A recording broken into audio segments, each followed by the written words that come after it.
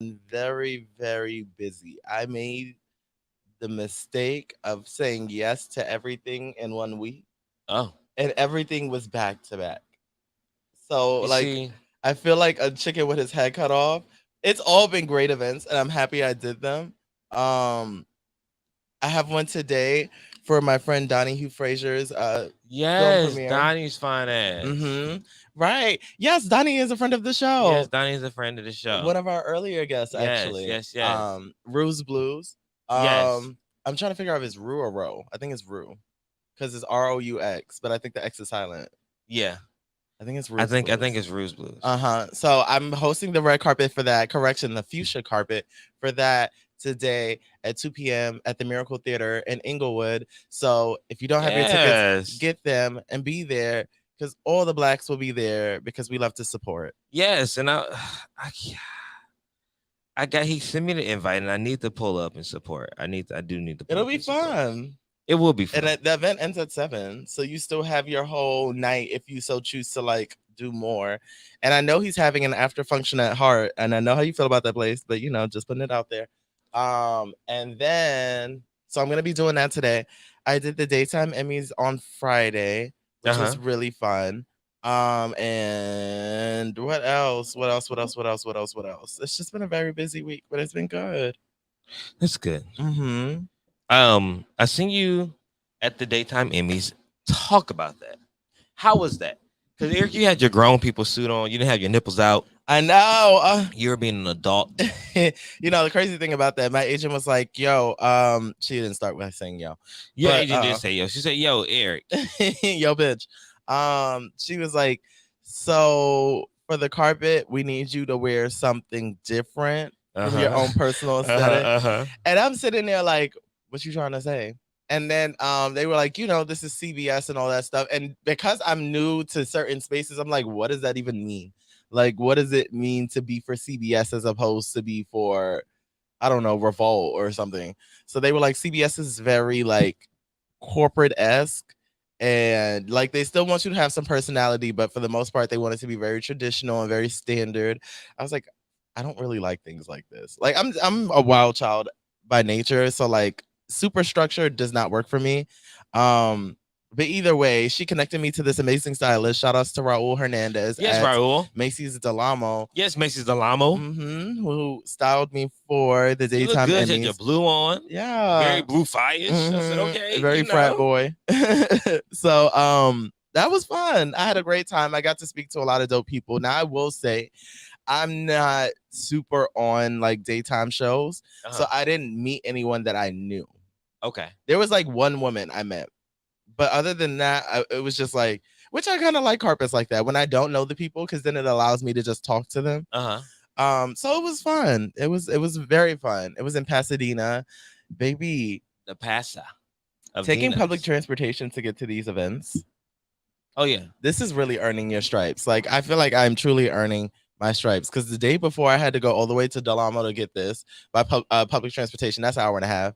Come back, which is another hour and a half. Then for the carpet, go to Pasadena for an hour and a half, and then come back another hour and a half. I was like, child, it's giving very much Lady Gaga. It's giving bus, another bus, another bus, club, bus, another bus, No sleep. club. It was just non-stop. But I am grateful for it and I'm just enjoying the ride. So yeah, that's pretty much been my week.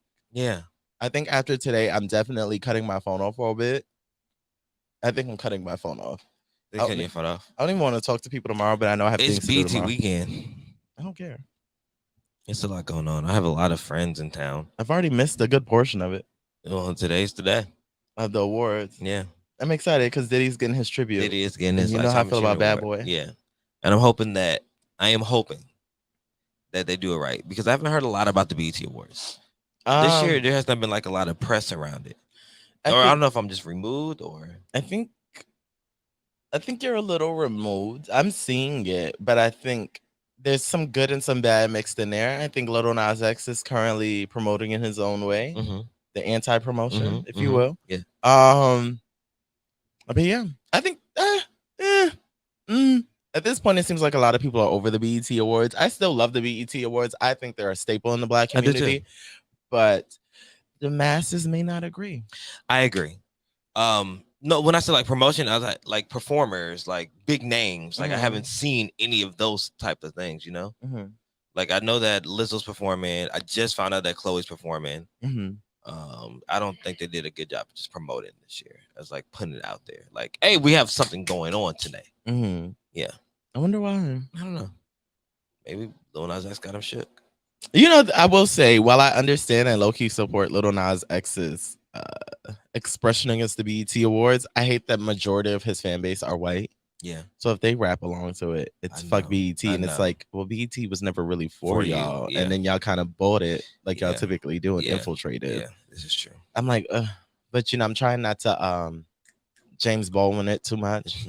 Dr. Umar. Yeah, look, I'm like, all right, fine. Lil Nas X, I get it. I stand with you.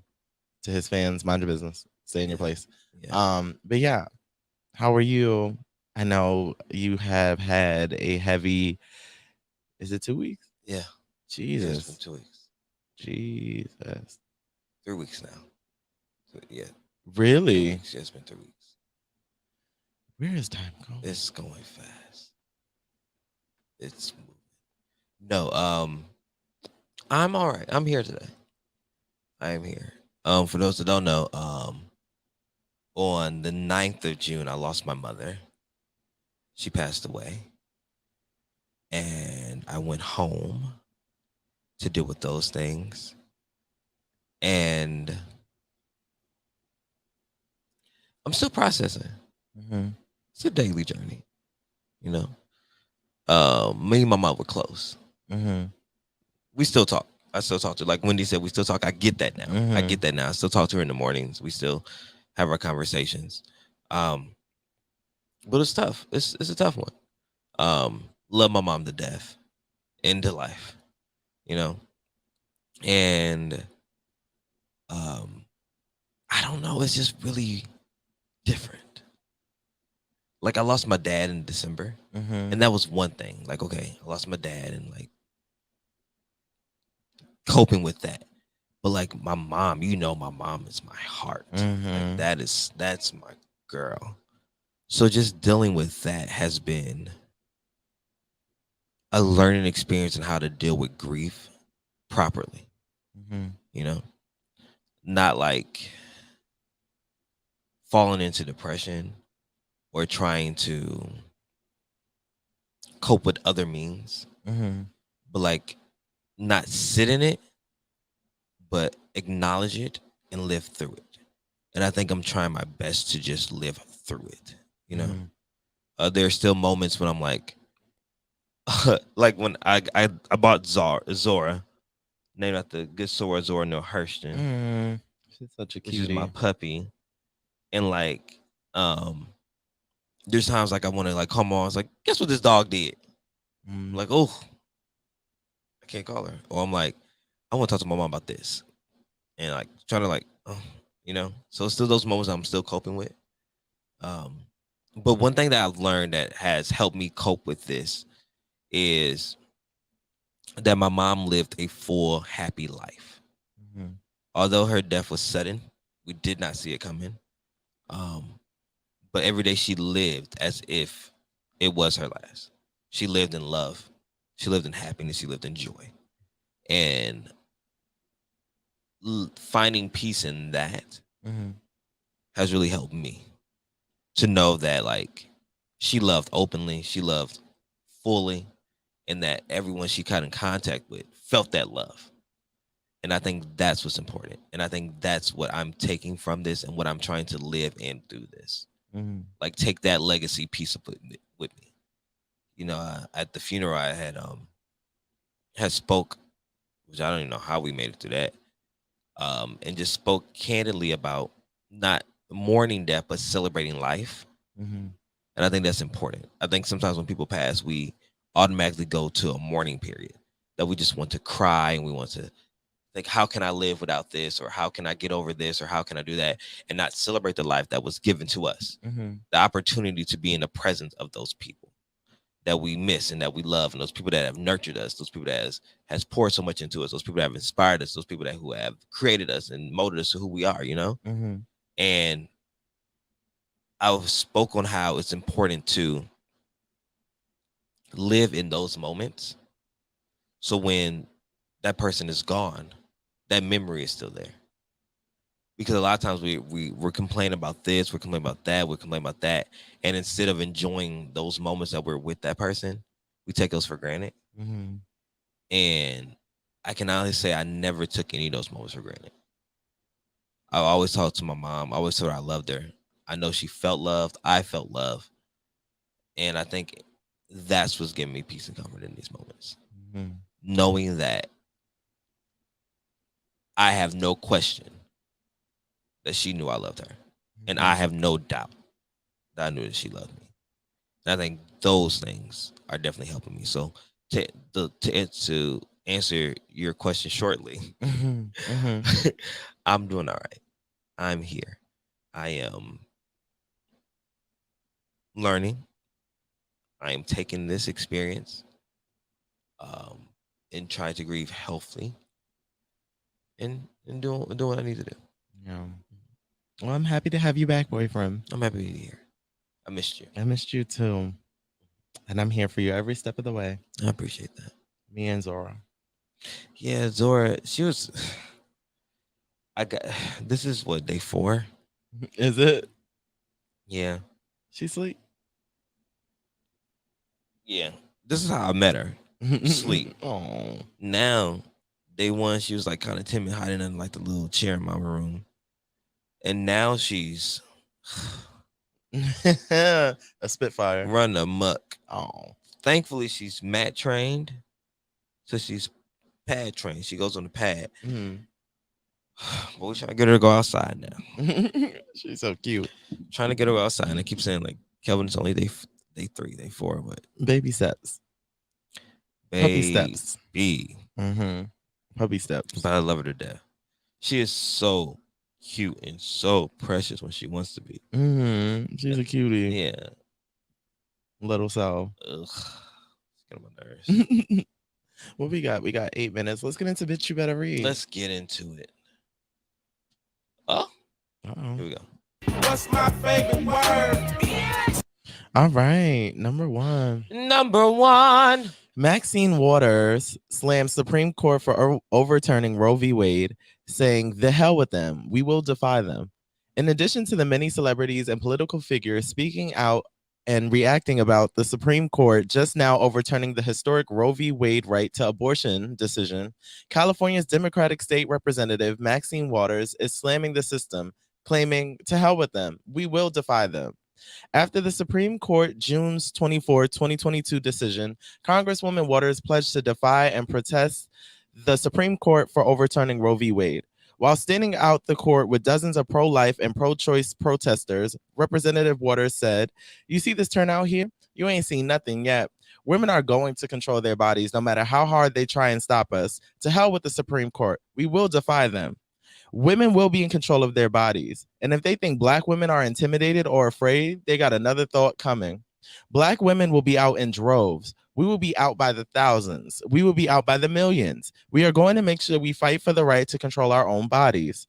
U.S. Supreme Court hold on. As previously reported on Friday, June 24, 2022, in a 6-3 decision, the Supreme Court ruled to overturn the landmark 1973 Roe v. Wade decision, which initially allowed women to have an abortion.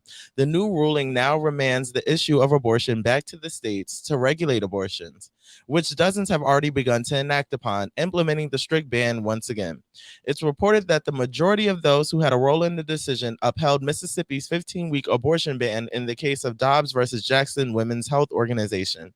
This was the case that directly challenged Roe v. Wade's ban on most abortion restrictions.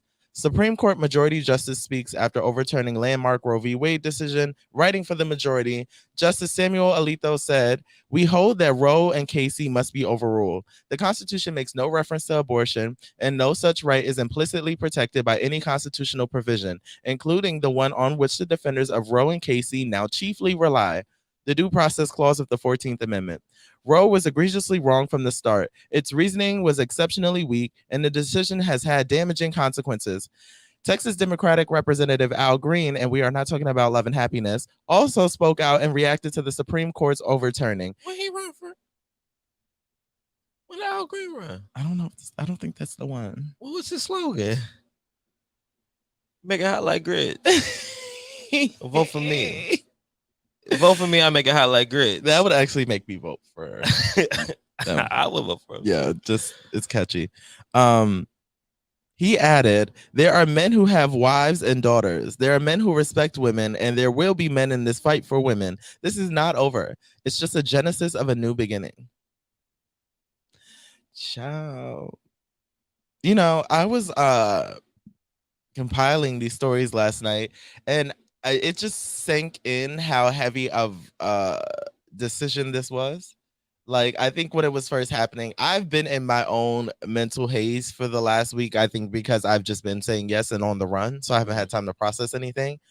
So when I was doing this and I was reading it, I was like, wow, the idea that these women really can't decide whether or not they want to keep this child is wild to me. And then the fact that the majority of the people making the decisions were these older men, mostly white, mixed with one black, and then you have one white woman. And I'm like, yo, what is happening right now? Like, what times are we living in? Scary times. Living in very, very scary times, Eric. I've been disconnected for obvious reasons, but when I read this, my heart sunk because the last couple of days, like the last couple of weeks, I've been with my brother Marcellus in Indianapolis, and my niece, she's 2, and just looking at her, and we call her a future Supreme Court justice because I always talk about how smart she is, and just to think that the future that she's growing up in, she may not be able to choose how she wants to use and do with her body. Like all of our lives, we have known that if something goes wrong, if there is a medical emergency, if someone is raped, if someone is hurt or harmed, and their baby can't survive, they can go and get a medical procedure to save their lives and for the betterment of themselves. She won't know that. She won't have the chance to choose what she wants. God forbid, I'm knocking on all types of wood, that something dramatic or tragic happens to her, and she has to live with a child that she does not want to, or a child that cannot survive on its own, or a child that cannot be taken care of the way that needs to be taken care of.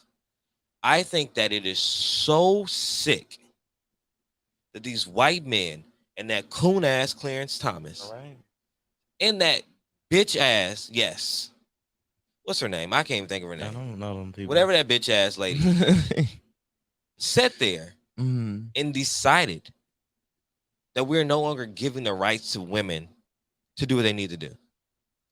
And what's even more sickening is that it was 6-3. And these are the people that we choose, that Trump chose, because 3 of those was under Trump's watch, chose to look over us. What does it say this about us as a country? The lady got on the news and said, thank you, President Trump, for making sure that white life is good. Yeah, I was very I was like, is this like, is she saying what she means? Like, she's saying what she means. Oh, wow. They're no longer hiding their racism. What's even more interesting, and this is why I always say that's important to vote in these special elections, in these local elections, in all these elections, because Congress and Senate have the power to change this. They have the power. Although it's a law, it's down to the states to decide what they want to do in each state when it comes to abortion rights. Thank God we live in California that has a governor and a Senate that actually use their fucking brains so they won't put this stuff down on us. But I'm from Indiana. I went to school in Kentucky. I think about those states who are probably going to get this this thing. It's going to be a ban on abortion, especially in Kentucky and especially in Indiana, because those are known red states. And I think about my students at WKU and my students at Kentucky State. That God forbid if something happened to them while they're on campus, or they have a baby by accident, they know they can't survive for it, and they have to abort. They can't do it, and they don't have the money to go over to the next state, which is probably going to be Wisconsin or somewhere that will be able to let them do it, because Tennessee's not going to help, and Indiana's not going to help. They may have to go up to Chicago. They don't have the funding for that, and that hurts my heart. And to think that bitch ass Clarence Thomas, whatever his name is it Thomas or Thompson? I mean Thomas. Thomas. The next thing that he's thinking about. Did you read this next memo? Because you know how this came out. Let's rewind. So back in the back day, Brent Carey. Hold on. Oh Lord, we'll be back.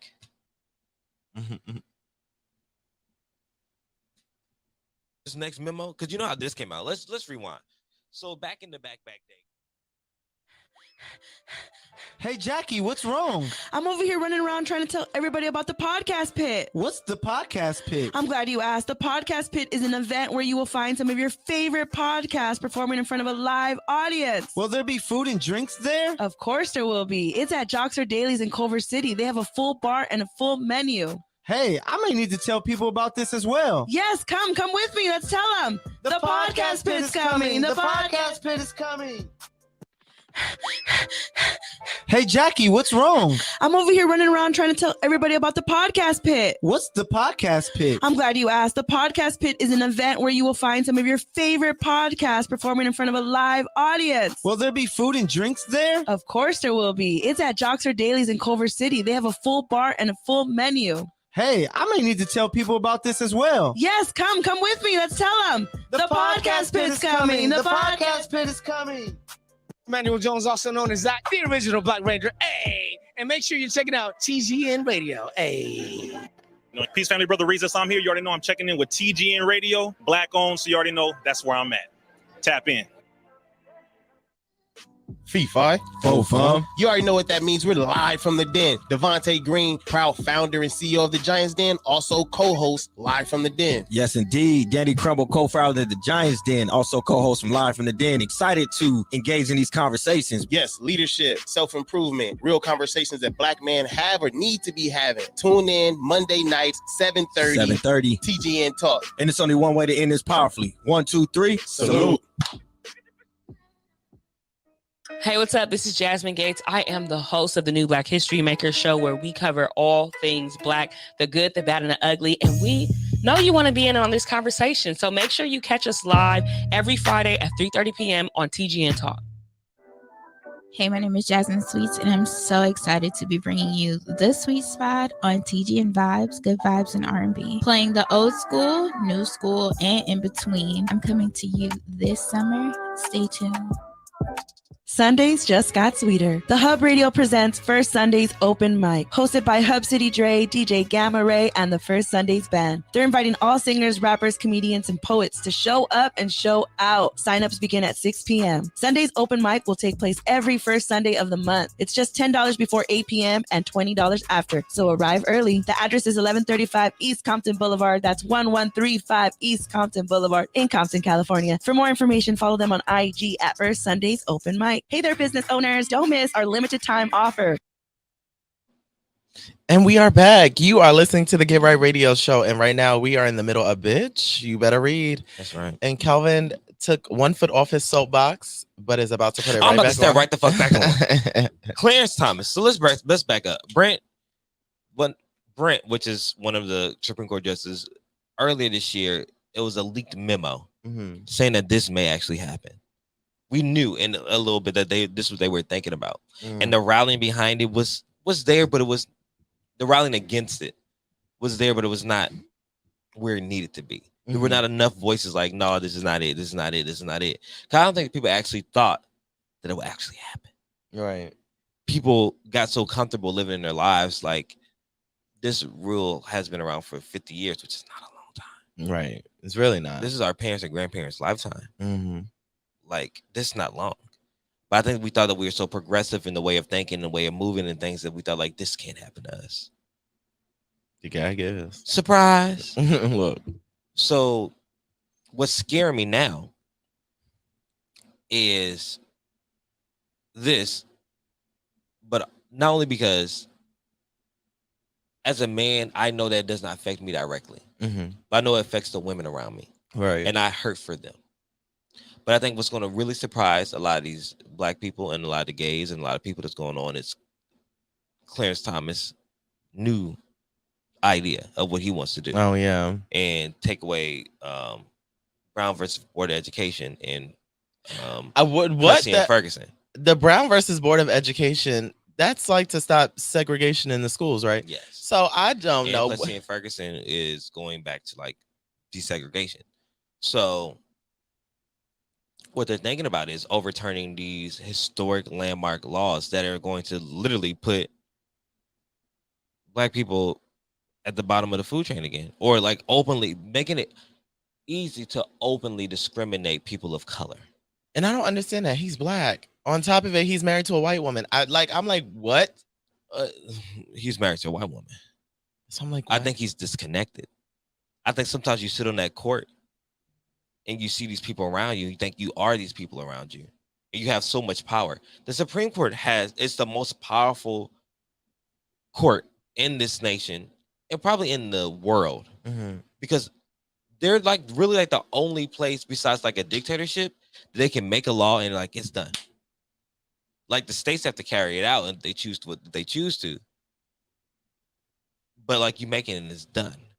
So my fear is not only will we go back to Brown and Board of Education and Plessy and Ferguson, these segregation things, but also now they're going to go against LGBTQIA rights, overturn the historic landmark Marriage Equality Act.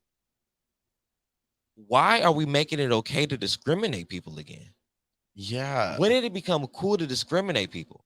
And not just people that are disenfranchised. Right. People that are white, cisgender male.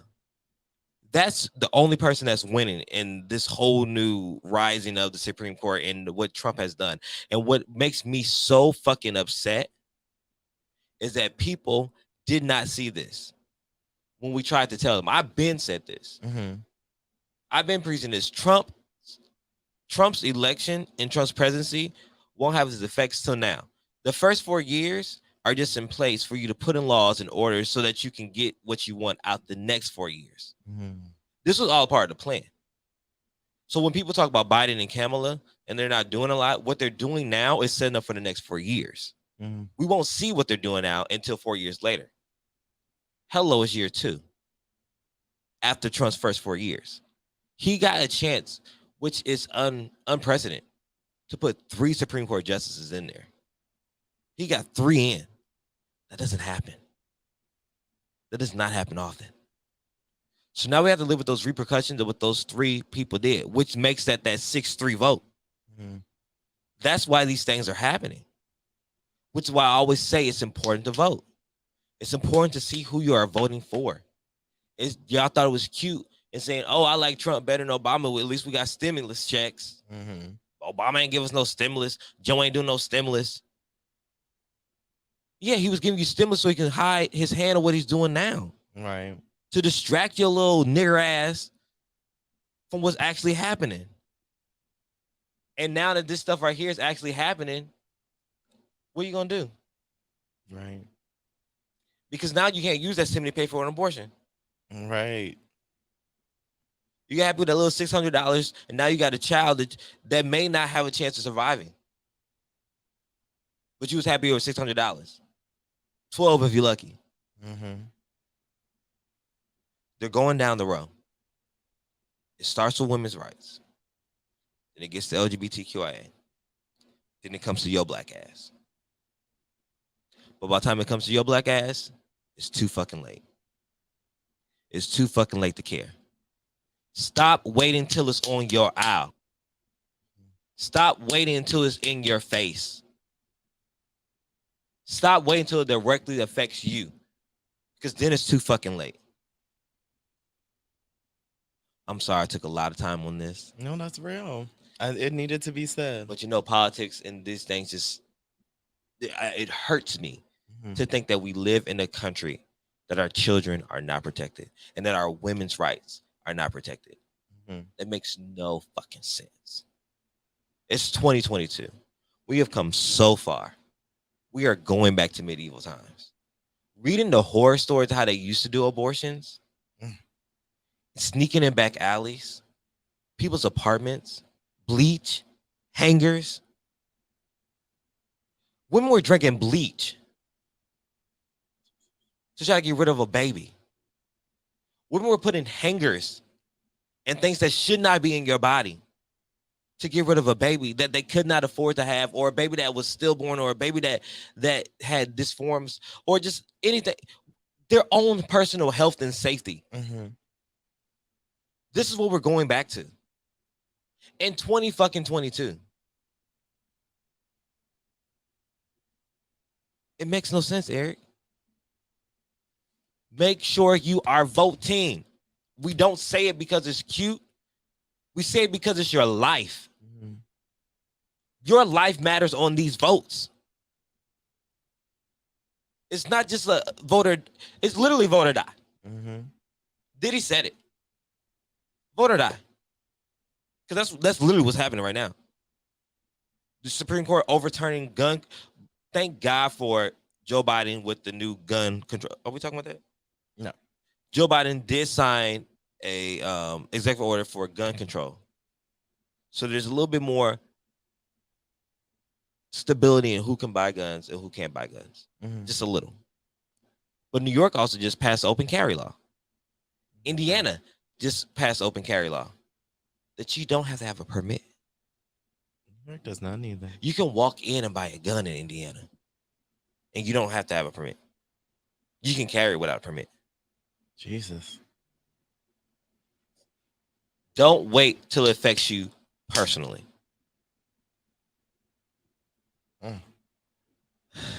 That was good. I'm done. Okay. I think that's gonna make the edit. I'm done. Number two. A man kills his boyfriend to stop him from publicly announcing their relationship. A North Philadelphia man shot and killed his boyfriend and then burned the remains to prevent the victim from exposing their relationship. Wow, didn't need to do all that once you killed him. Investigators revealed last Friday that cell phone records revealed the motive of 20-year-old Kylan Pratt, where he plotted to shoot and kill his boyfriend Nasir Johnson, who's also 20, on February 17th. Now, why would Kyla Pratt go ahead and do that? Don't bring her into this. Don't you Queen Naija Kyla Pratt. Because you know they was already talking about, wow, Queen Naija needs to be stopped. But I was like, not Roe v. Wade. Homicide Captain Jason Smith said in a statement that Pratt dated men and women, but did not want Johnson to reveal their relationship publicly. Johnson's grandmother, Cynthia Johnson, said she last saw her grandson on February 17 after he called an Uber and then left their family home in West Philadelphia. She didn't know where he was going and reported him missing after he didn't return home the following day. Johnson's friends told her that he was in a relationship with a man who used the nickname 29th Street Rich. Cynthia added that a detective told her grandson's phone last night pinged. 29th Street Rich was his nickname? Yes. Or that's his name in the phone? That's his nickname. That's the nickname. Is that's not the name that he saved for his boo thing? No. I mean, he may have saved it, but they're saying that his friend, the one who passed away, told the grandmother that he was in a relationship with a man who used the nickname 29th Street Rich. So that must have just been his nickname. That's the nickname, like we make nicknames. Yeah. So that was, like how we make nicknames. Oh, got it. Ooh, context. You see? Yeah, so you don't say his real name. You just say what it is. Child. Release your trade. Cynthia added that a detective told her grandson's phone pinged last night at 12. Hold on. Okay. Cynthia added that a detective told her grandson's phone last night pinged at 12:20 a.m. on February 18th. Investigators believe Pratt killed him at his home and then took the body near a trail in Fairmount Park before setting it on fire. It's a relief that they arrested someone, but at the same time, I'm just so hurt. It's just so sad. He didn't have to do all that to him. My grandson didn't deserve that, she told the Inquirer. The way he took him out there and burned him, that's a hate crime. He knew what he was going to do to him. I'm in the process of trying to move because it was just him and me here together. Every time I wake up and see his picture and I start crying, I can't eat, I can't sleep. Why did he have to do that? He didn't have to do that to him. Philadelphia Gay News also reported spokeswoman Jane Rowe for District of. Oh, okay, she released a statement. I'm like, is this a random plug? Release the statement. Pratt will get a preliminary hearing date when he's arraigned for the murder of Mr. Johnson, which is still pending as the defendant was already in jail for other offenses at the time of his arrest. It should happen any day now. The DA's office is grateful for the work the Philadelphia Police Homicide Unit put into this case. Our victim/witness services unit and CARES team will continue to work with Mr. Johnson's surviving family to offer support in their time of grief and throughout the criminal justice process. This is why I don't mess with trade. So I have to This stop messing with is trade. why I don't mess with men who aren't already out. First off, You get it. no offense to any. Listen, Release your trade. we are still in Pride Month, Yeah, we are. and I would not discriminate anybody in the alphabet group because Mhm. I'm a member. I'm a G Mhm. in the alphabet group. Very OG. right. Okay, I've been OG since I knew since like daycare. Well, you just came out in college. Let's not forget. Well, no, they just realized I was gay. in I college, know. Like, That's why I just say that's when you. that's, wait, Kelvin gay? I've been sucking dicks in middle school. Jesus. Oh, Happy Pride. happy Pride, y'all. But this is why. Mhm. And no offense to the men who are older in their life and have not taken a step to say this is who I am, because I understand that as a process. Mhm. And I'm not the one to force anyone outside the closet. And I'm not going to shame anyone who feels they can't express themselves freely, because everybody has a different story for different backgrounds. But baby, Yeah. ain't no way. Yeah. Ain't no way I'm about to date somebody on DL, because this shit happens. Mm-hmm. DL, man, not all, but a good portion get really tense and touchy and nervous and finicky. It's very uneasy. Yeah. It's very uneasy. And I work too hard to be gay. Yeah, no, for real. It's taking me too long to get out this closet for you to bring me back in. I'm not. I like the way I dress. Right. I'm gonna come out this closet. You're gonna see me. Period. This is no longer for the 99s to the 2000s. Okay. But it's also a telltale thing. Just be careful who you meet on these apps. Mhm. Be careful who you're out here. And also, it's not cool to outmit. Yes. I Now, agree. I'm not saying he's justified in killing that man, Mhm. but I'm also saying it's not cool to out somebody who you know it's not willing and open to make that step. You should never make that step for somebody. That is their personal thing. Mhm. I want to know why. Like, was there a conversation of the guy saying that he was gonna tell?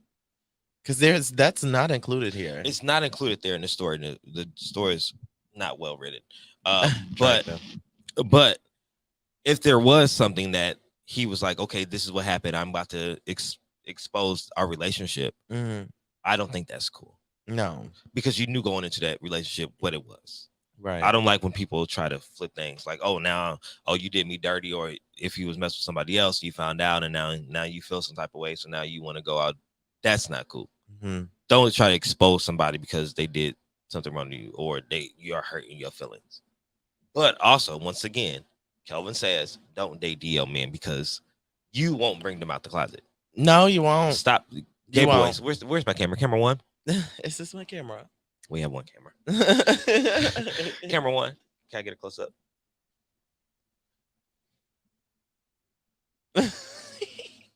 Gay boys. If you met him in the closet, Mhm. he will be in that closet. You cannot force him out that closet.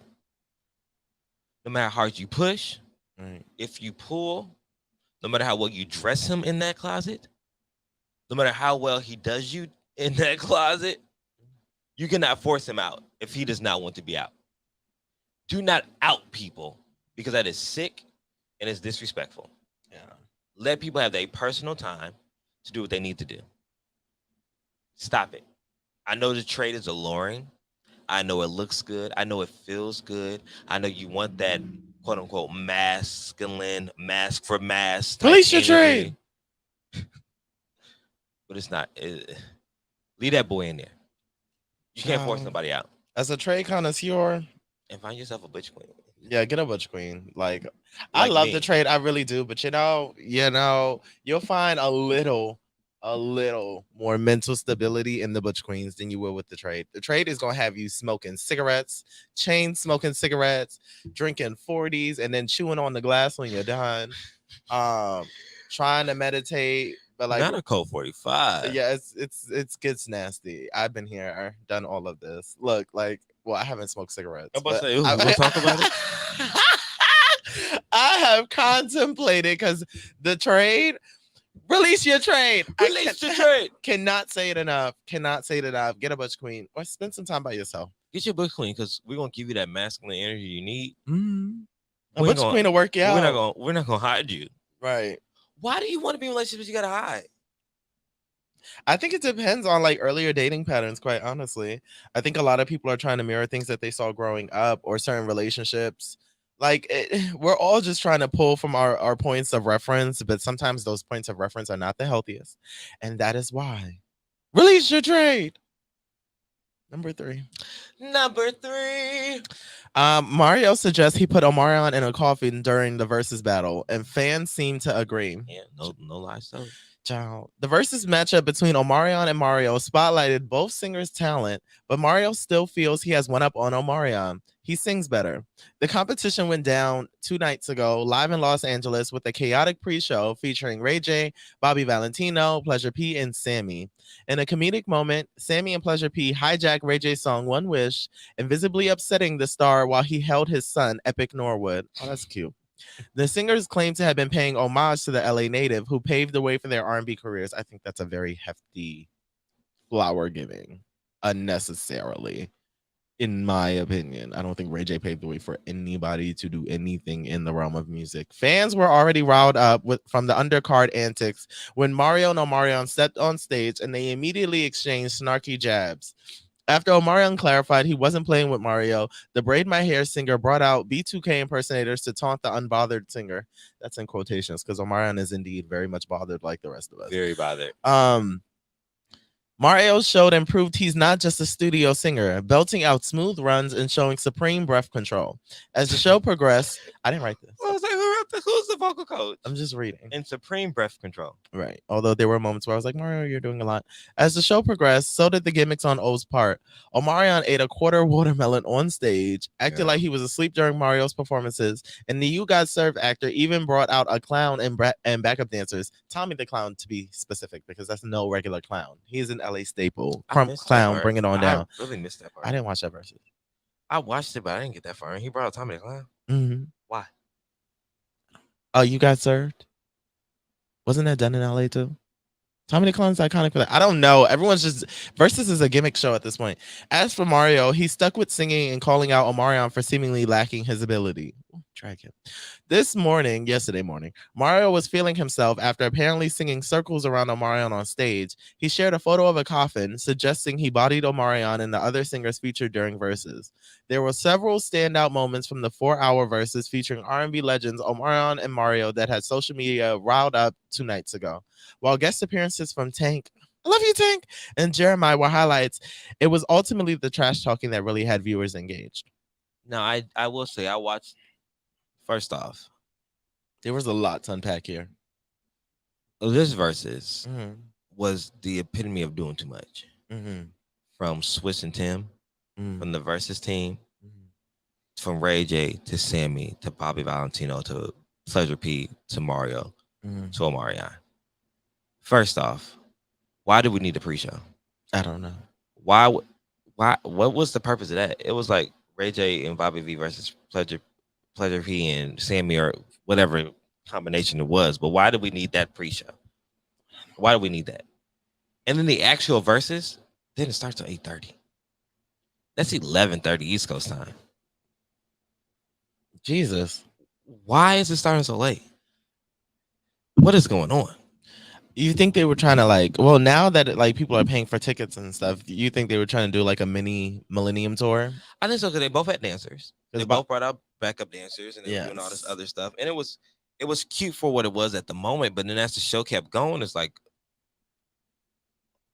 Omarion, you should have practiced a little bit more. Omarion really should have practiced. Should have practiced a bit more. A lot. Mario sounded really good. He did. He did. The watermelon part. Now, though I love the aesthetic of Orion, that is a very handsome man. His aesthetic is gorgeous. Gorgeous. But why the watermelon? Y'all can do mango. Y'all can do cantaloupe. Y'all can do hella papaya. A papaya? A papaya. Y'all had to bring out these watermelons and queen it up. They did the watermelon on social media. I think that's why they chose to bring it to the stage. A week after Juneteenth. I don't think they were thinking like that. Exactly, they weren't thinking. But Mario did eat his ass up. And I said this was going to happen before. Because if you take out B2K, what really does Omarion have? I was trying to tell. I had this conversation with Juan. He was like, I feel like Omarion got this. I'm like, me personally, I wasn't invested enough. That's why I didn't watch this. And I love nostalgia, but I was like, I don't really care. I always knew Mario consistently was working on his voice. That's why I was like, Mario is probably gonna win. And also Mario is a solo singer. So he's gonna do this. Like Omarion has B2K, but it's like, and then the solo stuff as well. It just was it was eye-opening. Did you read J Boog reading Omarion? It depends. I read a few things that next morning. He posted something yesterday. Was it the was it when they all long as swipe? Oh no, I did not read that. Basically breaking, he was like, this is my final word. The last time was saying, but basically calling out Omarion for being narcissistic and why the group actually broke up. Saying that Omarion's vocals on that first album was not really his. It belongs to somebody named Russell. Oh my God, Stephen Russell. Saying how J Boog is the majority of singing the hooks, and you actually, when you go back and listen, you can hear him singing and saying that Omarion was only put in the forefront because he was like the cousin, like they thought he was cool, and how Omarion got jealous when J Boog and Fizz started to get more popularity over him, and how on that second album after Bump Bump Bump, J Boog started being a more on the album, and Omarion didn't like that. So then, which I thought was really weird. Really, really weird. He talked about why the group broke up. And he said the group broke up over a chick. Because a chick that Omarion liked, I'm saying chick because that's what he used. A girl that Omarion liked got smashed by somebody in the group. And he told, because they were not supposed to be smashing girls on the road. Which led me to believe that Chris Strokes only wanted them to smash each other, but that's a whole nother story. Why are you calling? Oh, well, I get Chris it. Strokes? Why am I calling Chris Strokes Chris Strokes? It's fine. Why is Chris Strokes Chris Strokes? I'm not. Yeah, I get it. Surviving Chris Strokes. Yeah, I hear it. Coming to Lifetime very soon, probably. If they care enough to do it. He also talked about how Omarion was not going to be the lead singer. They brought in somebody because he could not hold down the vocals, and they brought in somebody in the group still behind him. So he was offended that he called them their backup dancers. Oh, escandalo! I'm gonna have to send it to you. The girls are fighting. The girls are fighting. It's a 10 swiper, but it's worth the read. Please read it. I am, because you love 2000 nostalgia just as much as I do. I'm intrigued. And this piece of juiciness, it's juicy. In the words of Auntie Wendy. That's crazy. It's the arrogance for me, but you know, man, it don't matter how high you think you'll get. The Almighty will humble us all. Child, number 4. Number 4. The Flash star Ezra Miller is allegedly hosting women and 3 children at an unsafe farm with guns lying around amid grooming allegations. Child, it's a wild world. Ezra Miller is alleged to be hosting a mother and her 3 children at his dangerous farm, which has left the father of the kids worried, according to Rolling Stone. The 29-year-old has been making endless headlines these past few weeks after a string of women came forward and claimed to have been groomed by the actor, with one victim being as young as 12, who accused Ezra of using violence and intimidation to control her. As Warner Brothers Pictures is now said to be looking to end its working agreement with the New Jersey native after the release of his upcoming film, The Flash, Ezra is believed to be staying with a 25-year-old mother and her children who are aged between 1 and 5 in Vermont. Sources have described the property as an unsafe environment for the young family because of the alleged guns strewn around the farm. where they have been staying since April. In fact, there are so many guns lying around that a 1-year-old child was alleged to have put a loose bullet in their mouth. The father of the unidentified woman has since spoken out and is making a desperate cry for help, convinced that his children are in danger, mainly since he had no knowledge that Ezra had paid for the flight costs for his kids and their mother without his knowledge. Furthermore, he has not been able to get in contact with the youngsters since they left. I got a bad feeling in my stomach, he told Rolling Stone. I do want to go get my kids. They mean the fucking world to me. The publication further reports that despite the father's worries, the mother continues to live on the farm with the children. Interestingly enough, she has already dispelled claims made by her ex, who she accused of domestic abuse. In a statement, she asserted that her decision to live on the farm with Ezra and her children was in a desperate attempt to escape her abusive relationship. Ezra's home ranch has been a healing haven for us, she gushed. There may have been firearms for self-defense purposes, but they are stored in a part of the house that the children will never go in. I'm going to hold you right there. We're going to be back after this. I'm ending it right there. For us, she gushed. There may have been firearms for self-defense purposes, but they are stored in a part of the house that the children will never go in. I'm going to hold you right there. We're going to be back after this. What's up? It's Brandon from the Primos Chilos radio show. Are you tired of filthy, lowbrow, scummy entertainment? Well, I don't have the solution for you. Check out the Primos Chilos radio show, live Thursdays at 12 on TGN Latinx. Are you single and ready to mingle? Well, you may not be, but now here's your chance to purchase an all-new 30-day journal, Single and Not Quite Ready to Mingle. A 30-day journal to make the most of your single season. It's by me, Chanel, co-host of Brunch with Besties show. You can purchase your journal right now on Amazon by typing in Single and Not Quite Ready to Mingle. Now is the time to do the work. I'm rooting for you. Go ahead and purchase your journal now. Single and Not Quite Ready to Mingle, a 30-day journal to make the most of your single season. Are you ready? Hey, my name is Jasmine Sweets, and I'm so excited to be bringing you the Sweet Spot on TGN Vibes, Good Vibes, and R&B. Playing the old school, new school, and in between. I'm coming to you this summer. Stay tuned. Hey everyone, it's the Primos Chidos. Hopefully you're enjoying this show, but if it sucks, be sure to check out our show, live Thursdays at 12. Yeah, join me and my sister and basically my brother as we discuss everything from immigration to ejaculation. If that sounds interesting, then we're the show for you. Warning, the following podcast features discussion of sensitive topics, graphic content, and uncensored stupidity. Unless otherwise stated, the featured content is not discussed by professionals or experts. TGN and the Primos Chilos must advise against taking anything said on this program too seriously. Viewer discretion is advised. Yo, this is Jay Salim from Hollywood Unlocked, and even though they extra as hell, check out Never Not Extra on TGN Network. That's right. Y'all gotta have notes, cue cards, teleprompter. Hey there, business owners. Don't miss our limited time offer. Advertise on the Good News Radio as low as $2 per commercial slot. That's right. Promote your business up to 4 times a day, every day for a month on live radio. If you're interested, email us at contact@tgnradio.net. Once again, that's contact@tgnradio.net. Hey, Jackie, what's wrong? I'm over here running around trying to tell everybody about the Podcast Pit. What's the Podcast Pit? I'm glad you asked. The Podcast Pit is an event where you will find some of your favorite podcasts performing in front of a live audience. Will there be food and drinks there? Of course there will be. It's at Joxer Dailies in Culver City. They have a full bar and a full menu. Hey, I may need to tell people about this as well. Yes, come with me. Let's tell them. The Podcast Pit is coming. The Podcast Pit is coming.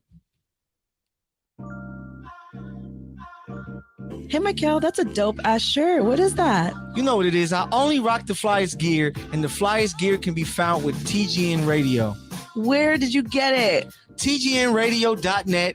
Go onto the page, click TGN Shop Store, and you can get everything you need. I'm getting mine right now. Make sure y'all do this. All right, y'all. We are back. Before we get started back in, do you want to jump into the comments, or do you want to finish the story first? No, the story is pretty much over. Yeah, just quick shout outs to everyone who has been tuned in with us live on StreamYard on the Good News Radio Station app. Thank you for tuning in. Shout outs to TJ and Just a Dope Ass Podcast. Shout outs to Ray, a ray of sunshine. I love you, Ray. Thank you, TJ. I appreciate y'all love and I appreciate your prayers. Shout outs to Dre. I can't really see anymore. Shout out to Dre. Yeah, shout out to Dre. Yep. And yes, bitch ass Clarence Thomas. Yes. Versus is 20 tracks head to head. That's what's supposed to be. It's not supposed to be. And why was Ray J there? Why did they have an opening act? But neither one of them have 20 songs. Omarion or Mario. No. So I was like, what? No. I mean, I think it was good because I think Omarion is forgotten about in the conversation of like the millennium or the millennial R&B singers. Like Mario very much was a part of that. And Probably he held one his of the own. earliest ones. And one of the best to Yeah. do it at that time. Absolutely. Braid My Hair. I wanted him to sing 2 Train. I wanted him to sing Never. Like that first album, top tier. For you? Yeah. Feel that. You didn't like it? I didn't listen. Go back and listen. Okay. I'll give it a Homework. shot. Okay. I'll give it a shot.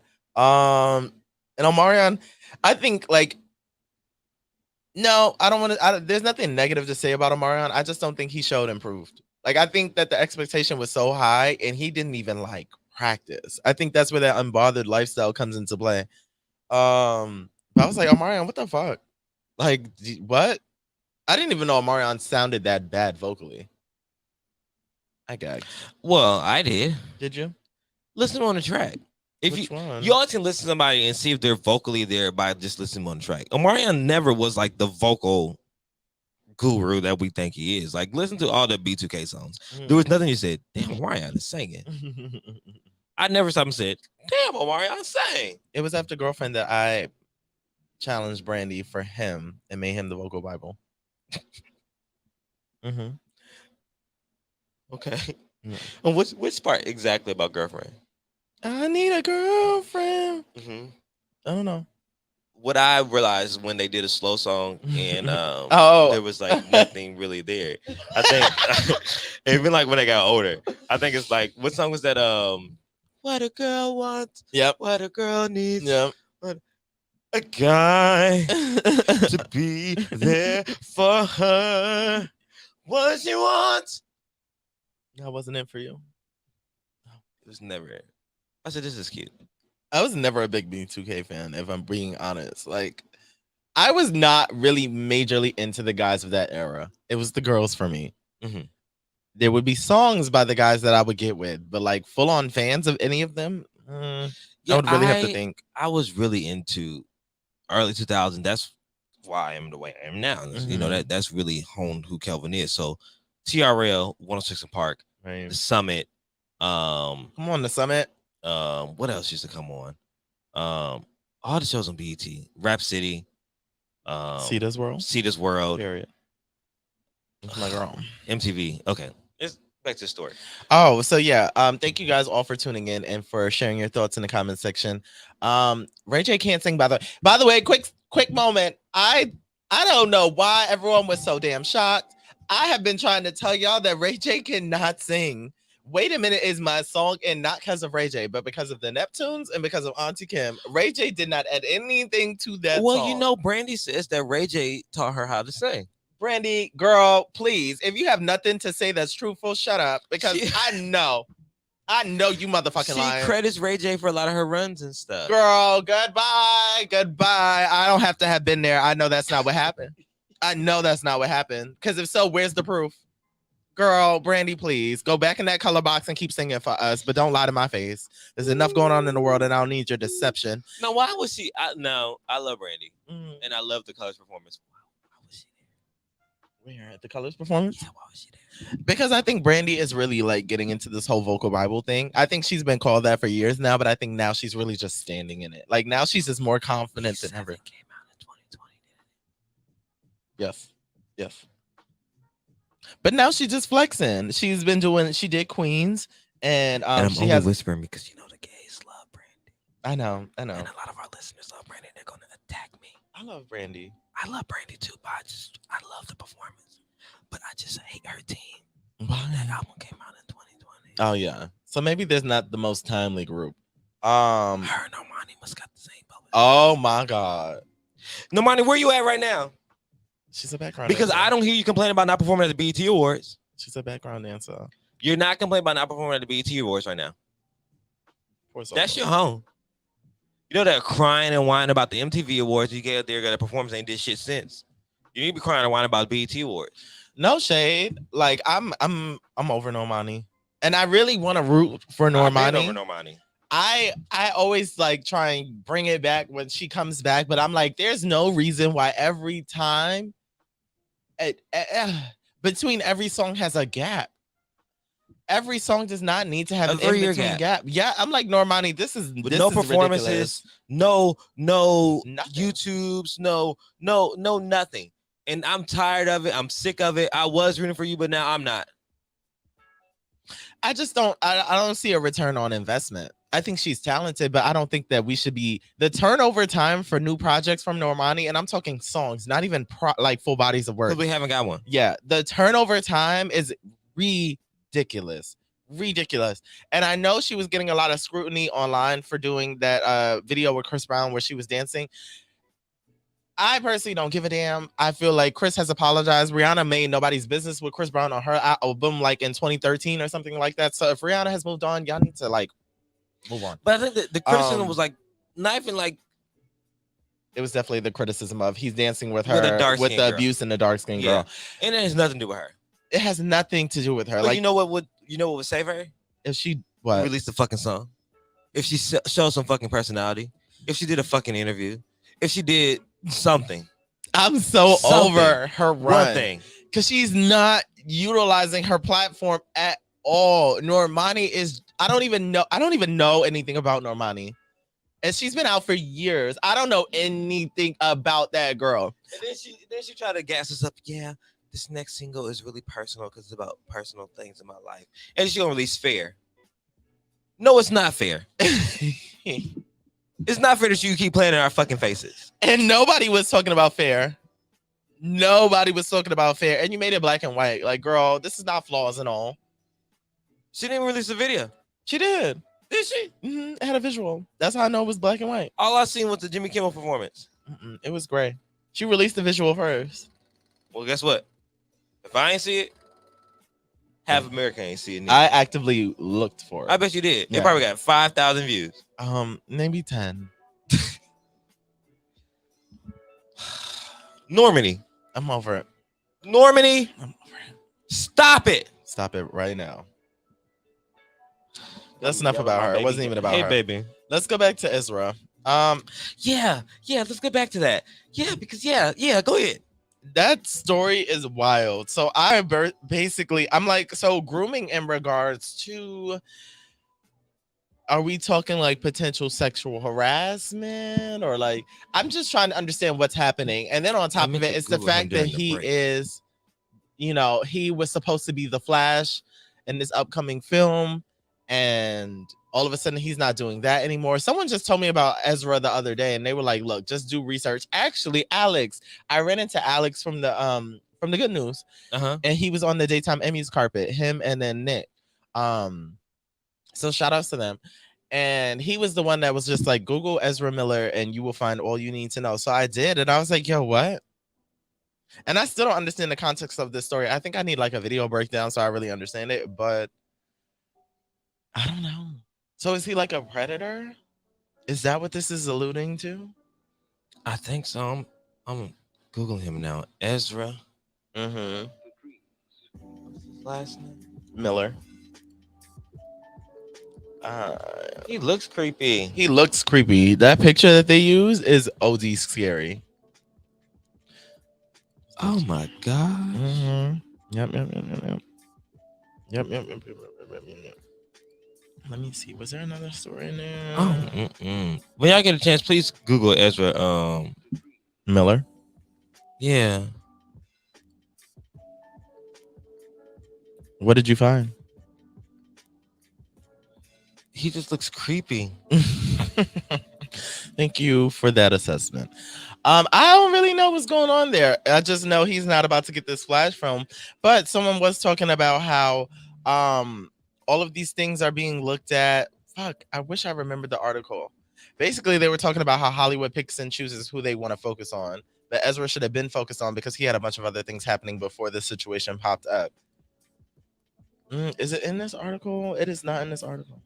I wish it was. I don't know. He's creepy.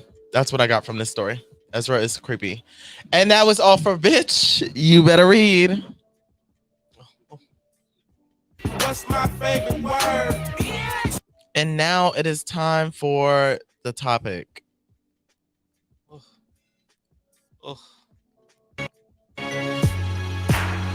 So you've been going for a minute. But also the things have moved again. Yeah, you know, they really just trying to set you up for the kill, and I don't like that. I know. I don't like that.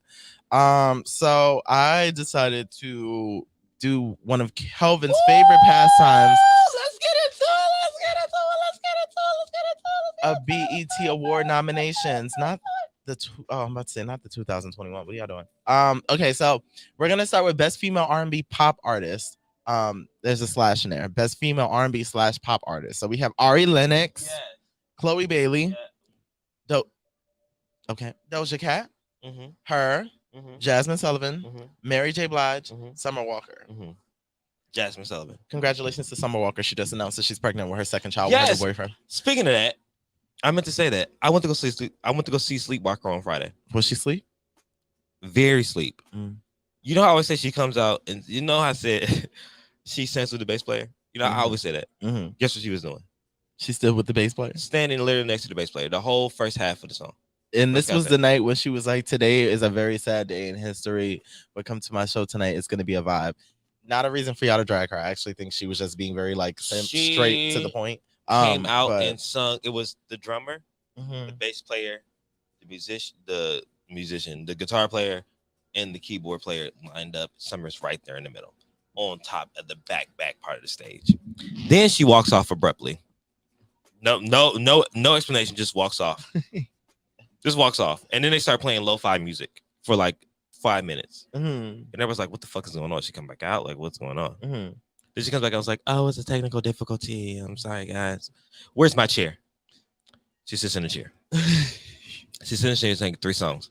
Then she stands up and says something that she's walking out, but nobody knows what the fuck she says. And guess who the fuck pops up? Who? Omarion. Oh, right. On Omarion does 3 songs. What songs? Icebox, Touch and O. He did O, and then the song he has with her, but she didn't come out and sing with him. And then he did Supposed to Be. His verse only. I love that DJ was like, when I'm in the club, I go straight to Janae's part. I'm like, yeah, it's the truth. It's the truth. And then he gets off the stage, and then she comes back out, sits in the chair again, sings a couple more songs. Brings out my baby mama Ari Lennox again. Love that. And yeah, it was a good night. How was Ari? Ari looked good. Fine. Period. I may go bisexual for her. She's on that breakup vibe. I may go bisexual for Ari. I mean, she's worth it. I bet you taste like peaches. That's a gorgeous woman. I love her. And then Jasmine was amazing. Was she? Yeah. Isn't she always? She was. And then it was Ari's show. I love that. Ari sung with her set that she came out and did. Jasmine. They did On It. And they cut up, didn't they? Wow. Then she came out again during summer. I'm sorry. Go ahead. Do what you need to do. I hate that. Saucy Santana was there too. Oh yes, you did say you're a fan now. And I love Saucy. Shout out to Saucy Santana. Doing his shit. What is Keisha? Look, dark skin, no belly. I'm Keisha. But I also realized that he is definitely on his way up because he's getting a lot of scrutiny now. And I guess that's normally how that works. You get a lot of scrutiny when you're on your way to the top. Now, what I will say is I hate that Ari Lennox is not going to win this. However, she does not give us enough music. So she's definitely not going to win this. Chloe Bailey's not going to win this. Although Treat Me would get her there. I just don't think it was big enough. I really need them to differentiate between Doja Cat being in R&B and then pop. Stop merging her in the two genres. She should be in the rap category if you ask me. Because she can be in the rap. Yeah. Rap, pop, one of those two. Stop doing her in R&B. Take it? Not her. Her always is just there for me. Yeah. And she's really talented, but hers just always just there. Her is now a placeholder. I love her. I love her first album. The first like 4 EPs that she gave us. The actual album, was not a fan of it. Don't know what the fuck she was thinking with that. But I think she has become Alicia Keys to us. We're just so used to her just being there. And we appreciate her for her talent, who she is, but it's kind of like, oh, hey, hers there. But hers always there. And that's why we need a break from her. Yeah. And then for her to kind of come back with a new type of energy. Yeah. So that way we can really appreciate her. But she's dope. I feel like Jasmine Sullivan may win. It's either Jasmine or Summer. Jasmine, Summer, or Chloe. It's not Auntie Mary. It's not Auntie Mary. I think Jasmine, this last year was Jasmine's year. And I think if we talk about Black entertainment, That's Jasmine Sullivan. But I feel like she got those flowers last year. She got no. I think she not from BET. BET, she didn't get nominated. She performed because the album just came out. Remember? Oh, so this is the time she actually get awarded for it. So Okay. I think So she that might. Hotels will win album of the year, but we ain't got that far yet. But I think that this is Jasmine's Right, year. calm down. I think that Summer had still over it, broke records. It did. You know, so I think that it's either Summer or Jasmine.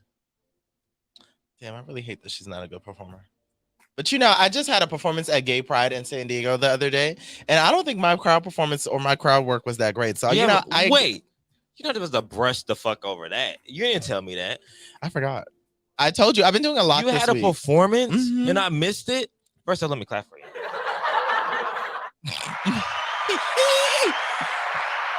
Shout outs to Boys Love Flowers. He had a San Diego Pride performance, and he invited me to come perform our song Communication, and so I did, and it was fun. Like, I'm not used to doing stuff like that, so I definitely give grace now to like the Summer Walkers. I know.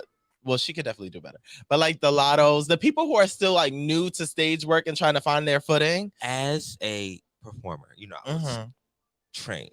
Right. You know, I went through artist development. I know crowd participation and things like that. You were a sick man. I can show you a couple things. If like in all seriousness, Mhm. if you want to know like stage presence and crowd control and things like that, I honestly can give you that. I would take that. Okay. Oh yeah. I'm for real. Yeah, I would love that. Because it's just simple things. Okay. Like how to hold a microphone. Mhm. How to pace yourself when you're on stage because your nerves get in and adrenaline kicks in and Mhm. you want to walk back and forth, but you need to like here. Right. I'm gonna do this here. I'm gonna do this here. That makes sense. What makes sense of what you're actually doing? Am I doing this move because it feels good, or I'm doing this move because it feels good to the song, or does it actually make sense to be in said song? So this is a couple things. That's good. I can teach you. I got you. I'm down. I'm down. I'm pretty sure you killed it. Did you I hit had a Lil' great Kim time. pose? Hmm? You hit a little Kim pose? No. You didn't pat your pussy? I tried to stay as stable as I could, only because when I was rapping in the mic, I couldn't hear myself, and I was like, I was already trying to make sure I had the mic where it needed to be. So I was like, maybe too much movement will not help this situation. So I played it very safe, but you know, next time around, I know what to do, or at least I have an idea. Walk up to the monitors. What monitors? They didn't have monitors up front, so I can hear something. We were like, it was us on a floor essentially with a stage behind us, and then a crowd right in front of us. So there were no monitors or I always anything. It walk was up to the very. monitors. Can't hear myself. I really should have been like, DJ, turn me up. Turn me up. Like a little bit more. Yeah. A little bit more? Yeah. Until it A was little just bit me. more? Actually, just let's do it a cappella. So next category is best male R&B slash male pop R&B. artist. /pop artist. So this time around we have Blast, Chris Brown, Giveon, Lucky Day, The Weeknd, Wizkid, and Blue. Is it just Blue now, not Young Blue? I don't know. Yeah, he took away the young. I don't know why He's an stuck with adult now. He's an adult. that. It's very Bow Wow Romeo. He said, "Hi, I'm Blue." Blue. No cheese, just Blue. Blue's a R&B artist. I don't really pay attention to him, but I know a lot of people like him. A lot of people do like him, and A lot they of keep saying people he's like a future R&B, and that's a future R&B. I'm concerned. A little concerned. I don't. Did you listen to Christopher Potterhead's album? Christopher Potterhead Brown's album. Who's Christopher name? Potterhead? Are you talking about Chris Brown? Mm-hmm. Yeah, what album? He just released the album Friday. Oh, he released it already. Yeah, it's out. Oh, Breezy. Release the trade. That's out. That's the one with how many songs? 24. Oh, okay, that's fine. That's fine. That's fine. Shout outs to Ray. Shout out to Ray. Oh, thank you. I'll let y'all know next performance. But yeah, like, who do I think is gonna win this one? You know, honestly, I've discussed this with you before, Calvin. I do not see the hype behind Giveon. I do not see the hype when he behind first came out, Giveon. World We Created was one of my top play songs of 2021. I remember seeing that album everywhere. That spotlight and him just sitting there. But then after that, I just felt like it was not an evolution. People like Lucky Day evolve. Like from performance wise, all this other stuff. He seems like an overall artist. Giveon does not give overall artist. He is resting upon I had a song with Drake and I had that first good album. But the rest of it, I'm not a big fan of it. He just doesn't entertain me. He's just boring. There's no Yeah. You know who he reminds me of? If he was a girl, he's like a male Deborah Cox. Yes, a cool voice, a cool vibe, but it's like, what else are you giving? What else? Yeah, I can see that. So Giveon is not giving. No. Nothing. Interesting that's his name. The irony. Who do I think is gonna win? The Weeknd is like the male her. Yeah, just there. I'm happy to be here. Just there. Yeah.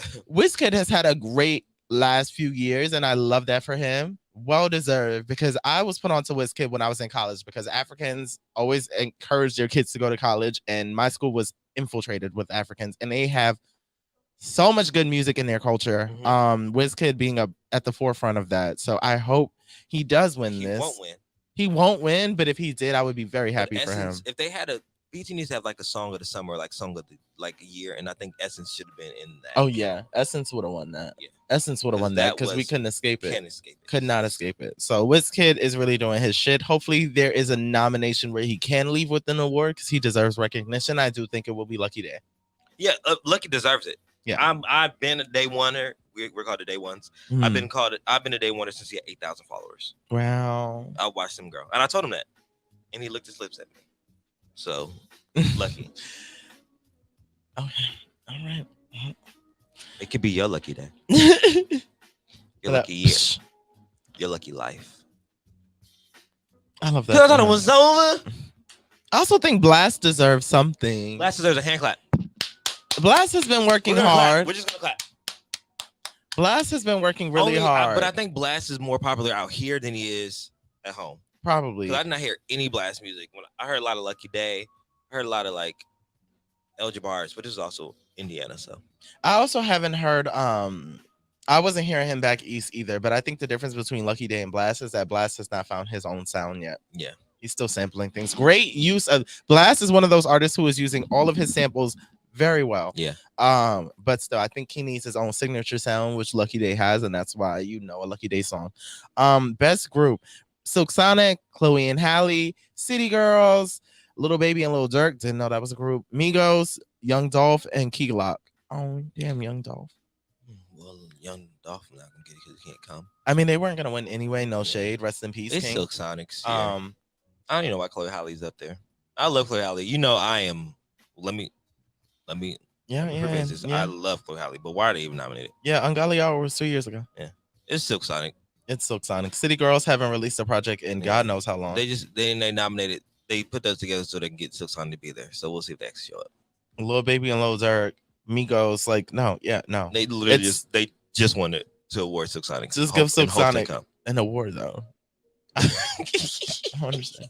Like that is literally a waste of time. They literally just. I hope they come. Silk Sonic. Yeah, right. Like what? Stupid. Best collaboration: Essence, Wizkid featuring Justin Bieber and Tems. I feel like they could have just did the one with Tems. Why is Bieber there? Because BET. That's why Lil Nas was peeing on your damn award. Every Chance I Get, DJ Khaled featuring Lil Baby and Lil Durk. Loser. Not y'all are losers, but that's not gonna win, is what I'm saying. Family Ties. I have a connection to this because I was in the music video. Baby Keem and Kendrick Lamar. That's not gonna win. They may win. They may win, but it's not gonna win. You think Kendrick perform tonight? He might. You think Beyonce perform tonight? No. You don't think she make Break Her Soul tonight? I think it would be great if she did. I don't think she will. I don't think she will. I don't think she will. I just think that BET has severed ties in that sense, and she's not trying to go backwards. Kiss Me More. Can we please retire this? Is this still in the time frame? Mm-hmm. Oh gosh. This will be the last of it. Gee, it's not their fault. I'm just tired. I'm tired. It's not gonna be Kiss Me More because it's not for this audience. Way Too Sexy by Drake featuring Young Thug. Quite possibly. Whole Lot of Money, BF featuring Nicki Minaj. They're not gonna give it to them because Nicki Minaj is not coming. So I'm sorry, Bia, but you will not be getting that award. This is going to Essence. If it doesn't go to Essence, it's going to Family Ties. Best female hip hop artist. We have Cardi B, Doja Cat, Lotto, Meg, Nicki Minaj, Sweetie. For me, it is Lotto's year. It is Lotto's year. It is Lotto's year. And her album was quality. I don't want to hear any justification as to why Meg is getting this. I don't want to hear any justification as to why Cardi B. Okay, Doja Cat, fine. Nicki Minaj and Sweetie. Question. Wasn't Doja Cat nominated for pop? R&B. And that's nominated for rap? All across the board. The only two people that I think are actual contenders for this year's BET Awards in regards to Best Female Rapper are Doja Cat and Latto. Can we pick a category for Doja? No, I understand. Now, listen. I get it. I understand not wanting to be in a box, and I understand the history of putting black artists in a box in a category just because they are black. But this is not it. This is not the case with BET because the B stands for black. Can we choose what we want to put Doja at? Is she a pop artist? Is she a rapper? Is she a singer-songwriter? Is she a country artist? Is she folk music? Is she disco? Put her in a fucking category and stick there. But Doja will win that. I feel like they need to give it to Latto. I'm tired of them playing with Latto. They need to give it to Latto, but Doja's going to win. Last one. Wait, which one do I want into? I don't know. But while you find that, y'all wait. And as soon as we get back, Eric's going to tell you who's going to win Song of the Year or Album of the Year. How about that? No. But while you find that, y'all wait. And as soon as we get back, Eric's going to tell you who's going to win Song of the Year or Album of the Year. How about that? Hey, Jackie, what's wrong? I'm over here running around trying to tell everybody about the Podcast Pit. What's the Podcast Pit? I'm glad you asked. The Podcast Pit is an event where you will find some of your favorite podcasts performing in front of a live audience. Will there be food and drinks there? Of course there will be. It's at Joxer Dailies in Culver City. They have a full bar and a full menu. Hey, I may need to tell people about this as well. Yes, come with me. Let's tell them. The Podcast Pit is coming. The Podcast Pit is coming. Jones, also known as Zach, the original Black Ranger. Hey, and make sure you're checking out TGN Radio. Hey. Peace, family, brother Reza. I'm here. You already know I'm checking in with TGN Radio, black owned. So you already know that's where I'm at. Tap in. Are you trying to buy a home, car, or make other investments and being discriminated against because of your credit score? At credit909.com, our professionals can help you remove judgments, student loans, child support, medical bills, and other erroneous and negative items on your credit report. Call 800-752-9763 today for a free credit analysis and consultation, or text credit to 909-688-5461. Hey there, business owners. Don't miss our limited time offer. Advertise on the Good News Radio as low as $2 per commercial slot. That's right. Promote your business up to 4 times a day, every day for a month on live radio. If you're interested, email us at contact@tgnradio.net. Once again, that's contact@tgnradio.net. Hey, Shariq LeMay. Hey, what up, Jay Pinkay? You already know what it is. You pulling up with me on Thursdays? Oh, you already know Thursdays is lit. What we doing? We live on Limelight Live on TGN Talk. You already know 7 p.m. Pacific Standard Time, 10 p.m. Eastern for our East Coast folks. And hey, Calvin, why don't you join us sometimes? Gee, if you think I'm ready. All right, Calvin. What a clown. We'll see you then. Hey, my name is Jasmine Sweets, and I'm so excited to be bringing you The Sweet Spot on TGN Vibes, Good Vibes, and R&B. Playing the old school, new school, and in between. I'm coming to you this summer. Stay tuned.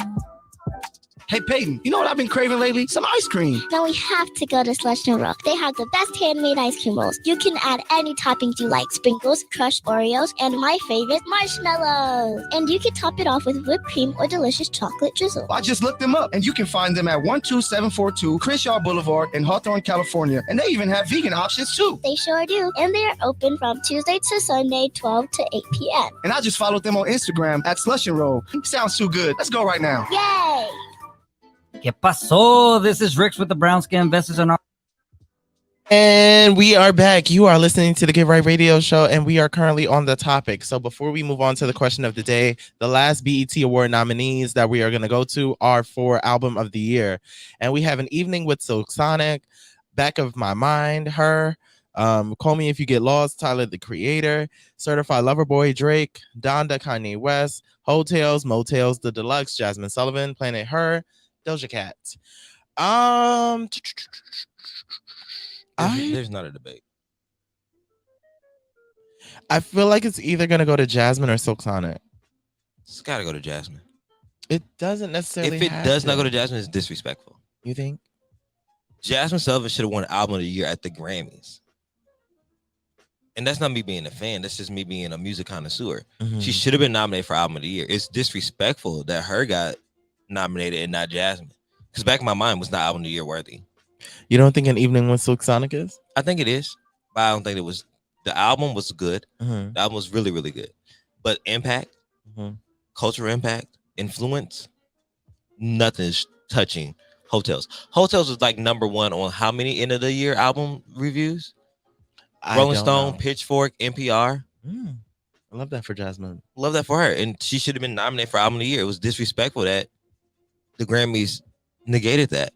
And I think that if we want to honor and honestly give people their flowers, because everybody else sees it, why the fuck not? This Hotel's not gonna name one album that was played that much or that spoke to people that much. Honestly, I don't know. I would have to agree. I would really have to agree. If not her, maybe Summer Walker, but Summer Walker's not in this category. So Hotels, Deluxe Tales. Yeah. Hotels, Motels. I'm here for Jasmine getting all her things. Me too. I am. want her to walk away with 16 BET Awards. I want her to be If overwhelmed. not, I want her to do the remix Fuck BET. Her and Lil Nas X together. Where Fuck she BET. sits on the toilet and finishes peeing Yes, on the BET finishes peeing, award. yes. That seems unsanitary. I'm gonna agree. Fuck BET. Fuck. So the one. Yo, what? Yeah. So shout outs to Jasmine, and that is all for the topic. Welcome back. Oh my god, I worked that when you were gone. It's a lot. Miserable. It's a lot. Miserable. You see, now you see what we're going through. I was like, oh, why is this so You much? see what I'm going through? You got to go up here, to over there, to over there, to back down there, to over here. Make sure this is going. That's I going. had to that's get on the going, moon and teach Janet Jackson how to moonwalk. Uh-huh. I was like, child, I'm tired. And still hold a conversation. And still hold a conversation. Mind you, V from Speak Up JV was helping me in the studio. Like, she got it set up before I got here. Shout outs to Speak Up JV, but Yes. specifically shout outs to V, because without her, I don't think I would have been able to Shout navigate out to this Speak Up shit. JV. I'm so mad I missed that show. I love them. They're great. I love They them. are great. We'll have more time. We're supposed to go on their show, but we'll talk about that off air. Okay. So, what is going on for the question of the day? Question today is: what weird smell do you find particularly appealing? Gas. Question. Why? I love how gas smells. You love gas? Like gas stations. Mhm. I used to always like if my Are you mom a would ask me huffer? to pump gas, huh? Are you a huffer? Huffer is Someone that like smells like aerosol and gas and that type of shit. well, I wouldn't categorize myself as that because it's not many things, but the smell of gas, it really intrigues me. I don't know what it is about it. And I know it's not healthy, but it smells good. It doesn't smell good to you? No. I like the smell of like new shoes. I like the smell of I new like the shoes. smell of books. Like a new book that smells good to me. Yeah. Yeah. Yeah. What else smells really good to me? This doesn't smell good to me, but this just triggered a memory that I was watching. I was watching TLC, you know, they always have like those weird things, people habits. Mhm. There was a girl who liked to eat like air freshener. She would like directly. So it all started when she was spraying air freshener and someone got on her ice. And she's like, oh my gosh, this is really good on my ice. So now she sprays it over her ice. Or she like takes a can of water and just like right and cups it in like the middle of her tongue. It's air freshener. That's not healthy. At all. That's not healthy. At all. And she's engaged. Oh, wow. To a black man. It's a black woman. She's engaged to a black man. Is it black ice? I don't know. It's You just know, a regular lot of ice. people No, like black ice. Yeah, but it's like regular ice. Just No, ice as from- an air freshener. Oh, I don't know. Black love. I'm like, because black ice is really No, good. she's That like, smells good. She should stop. How I do you wonder if kiss she's doing that? that for TV. how do you kiss people? She was spraying it on her tongue. I know, but maybe she's committed. How do you kiss somebody like that? I wouldn't. If you're eating air freshener, I can't kiss you. That's chemicals you're transferring. Yeah. I already take enough meds. That's crazy. People are crazy, Calvin. The world is crazy. What's new in 2022? I also like to smell of markers. I do too. Markers smell good. Either the fruity ones or the Sharpies. Yeah. I like don't discriminate. I like a fresh Sharpie. Mm-hmm. Smells good. Smells like business. Yeah. Mm-hmm. Also love the smell of freshly vacuum inks. Yes. Absolutely. Smells good. That smells good. It's like warm. It's like a warm smell. Mhm. Like, oh, you just vacuum. Kelvin also loves the smell of jock straps. So I don't get the man scent thing. I think depends. It depends. It can't be grotesque. It can't be like rancid. I had someone who like It can't be rancid, but like if you're fresh from the gym, that doesn't necessarily stink. It depends on the person's body and hygiene. I can take a little bit, just a Mhm. snippet. But them niggas be like, I want you to run around and I want you to go to the gym and come back and like wear the dirty. No, that just stinks. It depends. I can do all that and I don't come home and I stink. It's like, wow, I'm really damp. I should shower. But do I stink? No. But I think that's body hygiene. The men that like, I also think like if you're a very hairy person, like hair gets trapped. I mean, sweat and dirt gets trapped in hair follicles. And, it is what it is. What did Jill say? You know what they say. Everything ain't for everybody. and man scent is not for me. I tried though. Put some deodorant on and wash your balls. Hey, If you're out there, do you like men scent? And if you're a man and you're on the straight spectrum, do you like female scent? Like, not like, what is female scent? you know, like not like, Cause stank is stank. but females got like a different scent than man scent. Men scent and female scent are different stuff. I guess. Men is more musky. Women is more like. I've smelled some funky women in my time and some funky men. Me too, but they smell different. I always have to say you don't mix boy pee and girl pee. What? That's why I don't have a lot of girls come by my house. You don't mix what? Boy pee and girl pee, because they smell different, and when they mix, it's weird. This is weird. You ain't never walk into like no. You know, you Not once. You never Not even really interested. like you never. I'd just, rather we stop. There's never been a time. What? You never walked in after a girl pee and you pee and you smell it like the mix of the things. It's like, oh, that's not a cute smell. Yes, well, I've just walked into I've walked into the bathroom after women and I've smelled things, but I didn't know what to attribute it to. I think it's the mixing of the peas. I've never thought that far. I have to sit there and contemplate, like, what is this? I really am just not a big bathroom person. What Like is I going get on? in, do what I have to do, I get out. What's going on in here? Like, what is this mixing? Not you being a urine mixologist. That's gross. Yeah, I don't think boy pee and girl pee should mix. Okay. All right. And that was all for the question of the day. Question? Question. And now it's time for If I Told You That. So today's If I Told You That is, if someone told you to say a movie quote, what is the first quote that comes to your mind? Every night I gotta fight to prove my love. That's from the 5 Heartbeats. I thought it was one of them. Yeah, it's one of my favorite quotes. I don't know why it's one of my favorite quotes. It's not even like the most memorable part in the movie, but I say it rather often. Mm-hmm. Mine's is actually one of the sound bites. Oh, that's some scary shit. I always find a way to integrate that into conversation, and it works. Oh, It just always works. What else did I quote from a movie? Who's that Velvet? From Come to America. I say that a lot when I see somebody with something fancy. Like, who's that Velvet? I could hear that for you. What was the other one? It's Jennifer Hudson's line. Jennifer Hudson? Yes, From Come to Dreamgirls. America? Oh, Not Coming to America. I was like, what? Please. Doesn't Come to America? Curtis was supposed to love me. Randomly. That might have been social media that integrated that one into my brain because I remember that was a meme for a point and then I kind of just adopted it.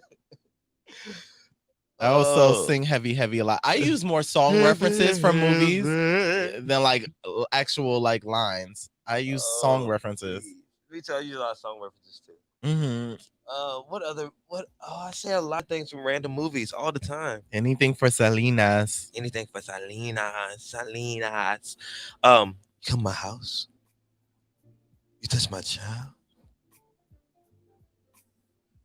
You're in my bed.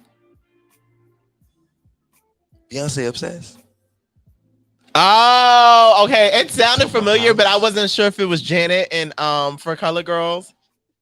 Oh, so you doing the bending? So you doing the bending? That's a good quote. She acted her ass off. She did that. Who else? What else do I quote all the time? Yeah. Loretta Devine all the time. I just do Loretta Devine voice. Is it from Waiting to Exhale when she was when she went to the truck? I'm Loretta Devine. And when if he's walking around, walk away. Oh, he's looking. I just like Loretta Devine's voice because she talks like this in all of the movies. It's like an emphasis on the fifth word. Yep. I love Loretta. I love Loretta. Oh shit. I was just talking to my friend Ryan the other day, and we were quoting, what was it? Pump your own gas, Fruity Pebbles. Do you remember that? No. Have you ever seen the movie The Salon? No. Vivica A. Fox is like, it's like Beauty Shop, but now The Salon. That's good. And it was straight to DVD. It's straight to DVD and straight to BET, not even Shout out Plus. to BET Plus because we do have a movie on BET Plus right now. Block Party, go stream it. Is available right now. All right, you just said that. Congratulations. Mm-hmm. So, yeah, those are pretty much some of the ones that are coming to my head. Yeah, for now.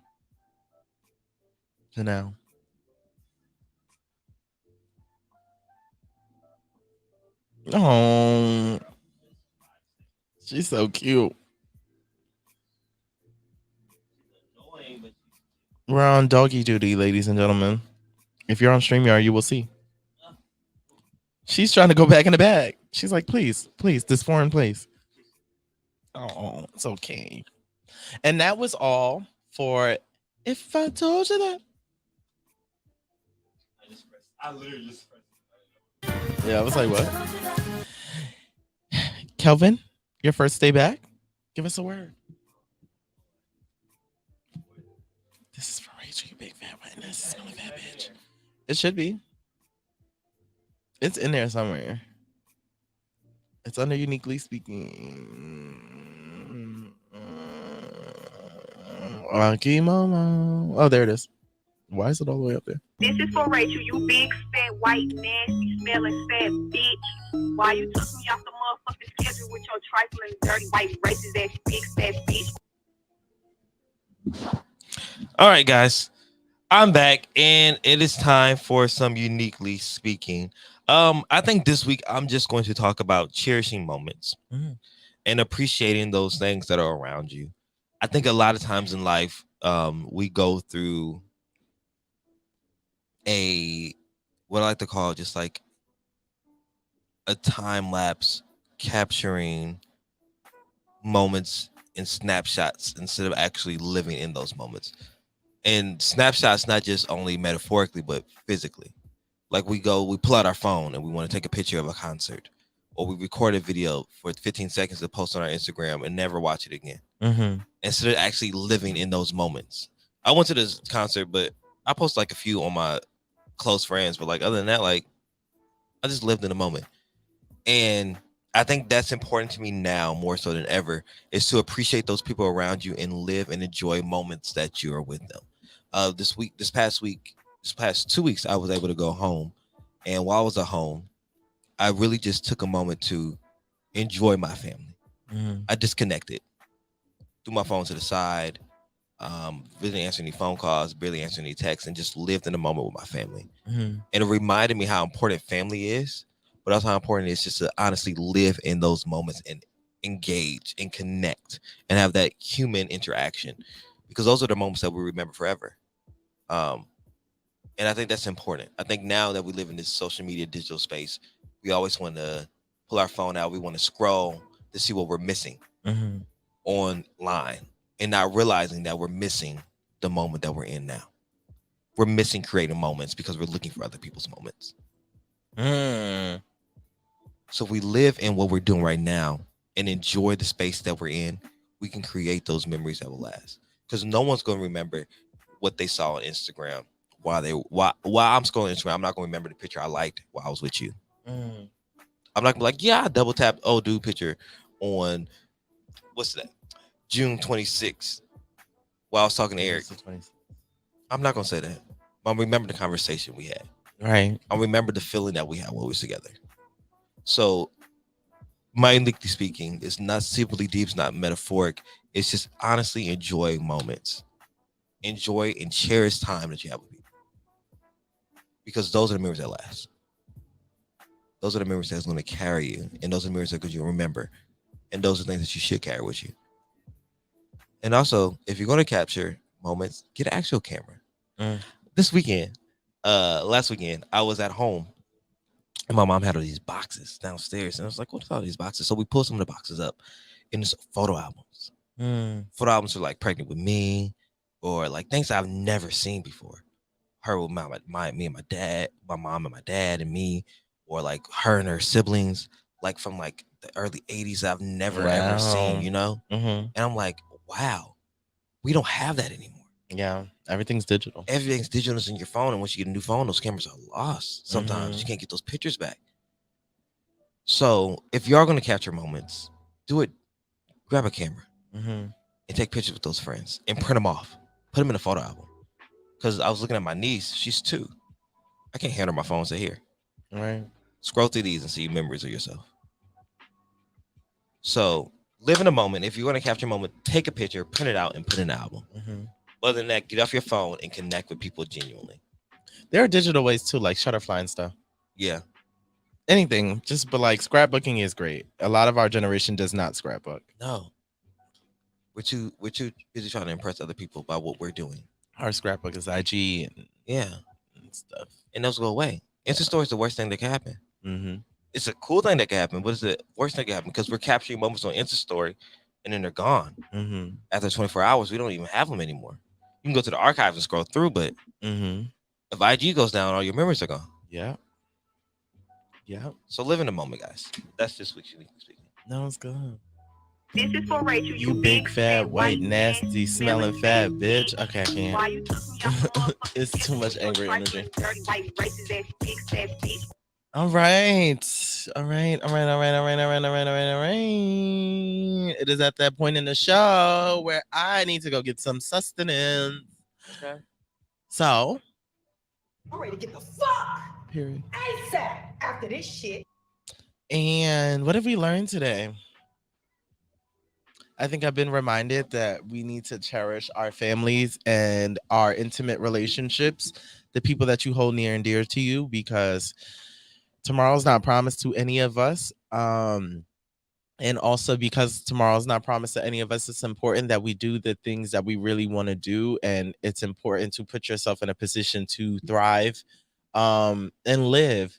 Like for me doing that performance yesterday, like I didn't feel like, oh, I'm ready for the BET Awards or whatever the case may be. But like if I, for some reason, was to go tomorrow, I could be like, well, I did this, and I did this. And I think that that's what life is supposed to be. I think it's supposed to be a compilation of you trying and you having joy and experiencing happiness and doing the things that your soul really wants to try. So, yeah.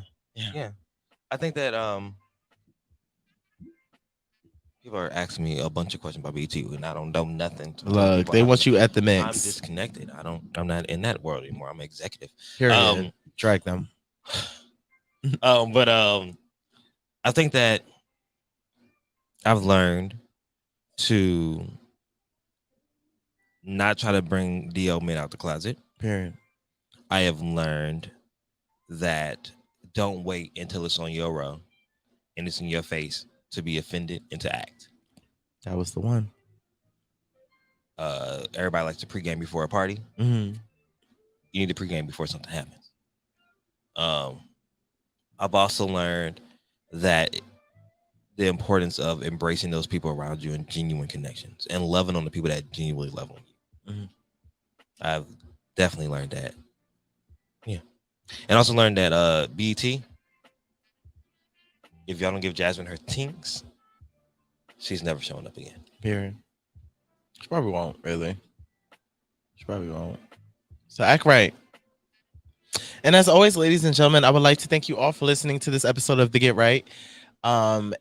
Please, if you would like to, keep up with me on IG at The World According to Eric, Facebook, Twitter, and YouTube at Eric Devante, TikTok at Eric Devante Russell 3, and catch my RuPaul's Drag Race All Stars 7 review on YouTube with me and my friends Derek and Lawrence. We will be live tomorrow. I love that. Thanks. I love you doing that. It was fun. It's been great. It's been great. Yeah. And if you want to find me, just find me on IG at Kelvinology. That's KELVINE. Wow. I'm not Kelvinology. I'm Kelvin Unique. Right. You changed it. I am Kelvin Unique. That's KELVINEUNIQUE, and flip that Unique Kelvin on Twitter. If you want to find us on the IG, that's me and Eric in this wonderful radio show. It's called the Get Right Radio Show. Follow us so you can stay updated on all the things we have going on there. And then if you haven't downloaded the Good News Radio app, you're drunk. You're drunk, sir. Why do you drunk. hate us? You're drunk. You're drunk. Period. You're on drugs. You're Christopher Potterhead Brown. Can you stop calling him that? Christopher Potter. Have you not seen the latest interviews he's been doing? Yes, I've seen people talking about he got the jaw. He does have crack jaw. He just made some bad decisions, and now it's just not part of. It looks like he's healing from whatever vice is. He looks better than he has in. Oh God. Yeah, things that me and I should do a verse system. He's speaking coherently, and he seems like he has good intentions. He's a product of some bad decisions of his past. Chris, I love you. I'm not even into Chris Brown like that. Christopher Potterhead Brown. You have my full support, though. We all make mistakes. Yes, if you're not on drugs like Christopher Potterhead Brown, download the Good Nose Radio. Good news, good nose. That's God. Good nose. He's saying I'm gonna come for yours if you don't stop. Good nose. Well, that's what Chris is using. His good nose. Can you hit the theme song? Christopher Potterhead Brown. Okay. Download the Good News Radio app to make sure you listen to our podcast and a lot of other amazing podcasts that probably aren't as offensive as ours. So make sure you download that to listen to those things. I'll also be a lookout for the next podcast pit. Don't know when it is, but make sure you're looking out for the next podcast pit. Shout out to everybody who's been participating in the podcast pits and the podcast pit and the Good News Radio Station for putting those wonderful things on for podcasters like ourselves and those from other networks and places all around to get a voice heard. So shout out to that as well.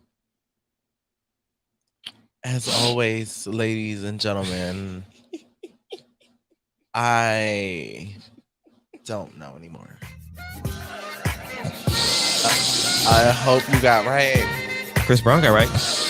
All right, y'all. Have a great Sunday. Have a great Sunday. Because now I can't even tell him to get right. Because what is that even implying? All right, y'all. Have a great Sunday.